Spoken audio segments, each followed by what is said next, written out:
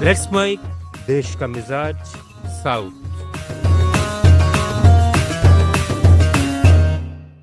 देश का मिजाज खबरें दक्षिण भारत से।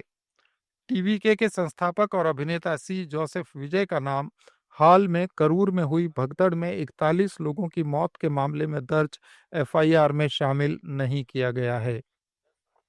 एक याचिकाकर्ता ने मद्रास हाईकोर्ट में शिकायत की है कि यह फैसला राजनीतिक कारणों से लिया गया। उसने कोर्ट से मांग की कि जब तक रोड शो के लिए दिशा निर्देश या मानक प्रक्रिया तैयार नहीं हो जाती, तब तक किसी भी पॉलिटिकल पार्टी को रोड शो की अनुमति न दी जाए। जस्टिस एन सेंथिल कुमार 3 अक्टूबर को इसकी सुनवाई करेंगे।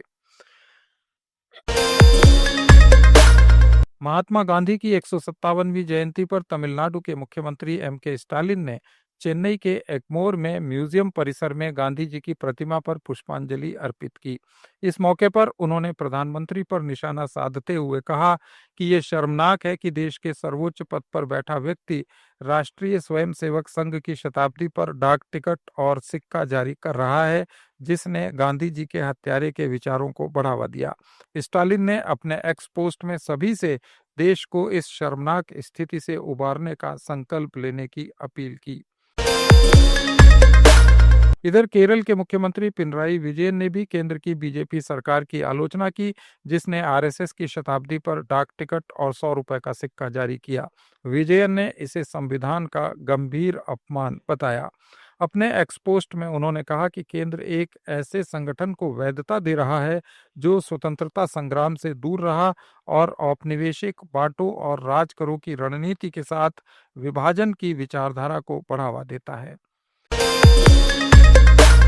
कर्नाटक में मैसूरू दशहरा उत्सव की धूम के बीच आज चामुंडी पहाड़ी से देवी चामुंडेश्वरी की मूर्ति को विशेष शोभा यात्रा से लाकर मैसूरू पैलेस में स्थापित किया गया। यात्रा में ये 750 किलोग्राम की सुनहरी मूर्ति हौदे पर विराजमान होकर हाथी पर सवार रही। हजारों भक्तों की भीड़ के बीच निकली इस शोभा यात्रा ने शहर को उत्सवमय बना दिया। कांग्रेस अध्यक्ष मल्लिकार्जुन खड़गे का कर्नाटक में बेंगलुरु के एमएस रामैया अस्पताल में सफलतापूर्वक पेसमेकर ट्रांसप्लांट कर दिया गया। सांस लेने में तकलीफ के कारण डॉक्टरों ने ये सलाह दी थी। उनके बेटे और कर्नाटक सरकार में मंत्री प्रियांक खड़गे ने एक्स पर बताया कि प्रक्रिया पूरी हो चुकी है और वे स्थिर और ठीक हैं। कर्नाटक के मुख्यमंत्री सिद्धारमैया ने अस्पताल जाकर खड़गे की कुशलक्षेम पूछी और जल्दी स्वस्थ होने की कामना की। आंध्र प्रदेश में पीएचसी डॉक्टर्स एसोसिएशन का राज्यव्यापी आंदोलन तीसरे दिन भी जारी है। जिला मुख्यालयों पर विरोध प्रदर्शन तेज हो गए हैं। प्राइमरी हेल्थ सेंटर्स में ओपीडी सेवाएं बुरी तरह प्रभावित हैं। सरकार ने 1000 से ज्यादा पीजी स्टूडेंट्स और सीनियर रेजिडेंट्स को तैनात किया है। अब तक 300 पीएचसी डॉक्टर ड्यूटी पर लौट चुके हैं। 3 अक्टूबर से विजयवाड़ा में भूख हड़ताल की चेतावनी बरकरार है। तेलंगाना विधानसभा के स्पीकर गद्दम प्रसाद कुमार की अध्यक्षता वाले ट्रिब्यूनल में आज बीआरएस के 2 विधायक टी प्रकाश गौड़ और काले यादయ్య पेश हुए। इन पर कांग्रेस में जाने का आरोप है। याचिकाकर्ताओं के वकीलों ने उनसे 1 घंटे पूछताछ की।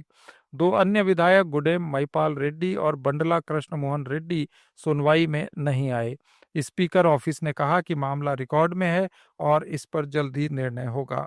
सुप्रीम कोर्ट के आदेश के अनुसार अगली सुनवाई 4 अक्टूबर को होगी। बाकी 6 विधायकों की सुनवाई का शेड्यूल भी जल्द आएगा। तेलंगाना के प्राइवेट कॉलेजेस ने 13 अक्टूबर से हड़ताल की घोषणा की है, क्योंकि सरकार ने फीस रियम्बर्समेंट कोष जारी नहीं किया जो उसका वादा था। Federation of associations of Telangana higher institutions ने हैदराबाद में हुई बैठक में बताया कि सरकार ने 10,000 करोड़ रुपए के बकाया में से केवल 200 करोड़ रुपए दिए हैं, जबकि दशहरे पर 600 करोड़ और दिवाली पर 600 करोड़ रुपए देने का वादा था।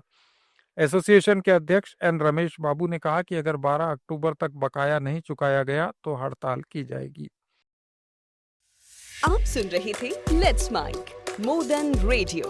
फॉलो कीजिए हमें हमारे सोशल मीडिया प्लेटफॉर्म्स पर।